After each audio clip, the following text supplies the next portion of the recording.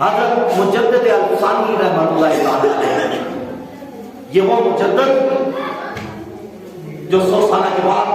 جو حضرت سید عالم صلی اللہ علیہ وسلم نے فرمایا کہ 100 سال کے بعد ایک میری امت کے اندر رب کائنات مجدد کو پیدا کرے۔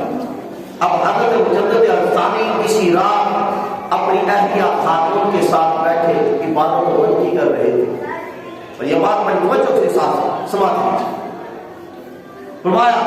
عبادت و بندگی کر رہے تھے، آپ کی خاتون، آپ کی اہلیہ، آپ کی ازواج، زوج نے کہا کہ حضور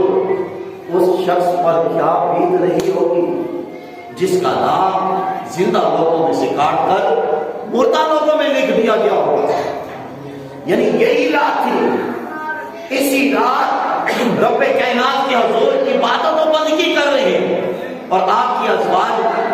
آپ کی زوجہ فرمانے لگی حضور اس شخص پر کیا بیت رہی ہوگی جس کا نام زندہ لوگوں میں سے کاٹ کر مردہ لوگوں میں لکھ دیا گیا ہوگا۔ آپ مسکرانے لگے، آپ فرمایا اس بات کو چھوڑو، اس بات کو چھوڑو،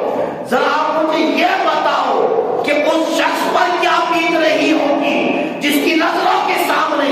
جس کی آنکھوں کے سامنے اس کا نام زندہ لوگوں میں سے کاٹ کر مردہ لوگوں میں لکھ دیا گیا ہوگا۔ اس شخص پر کیا بیت رہی ہوگی کہ جس کی آنکھوں کے سامنے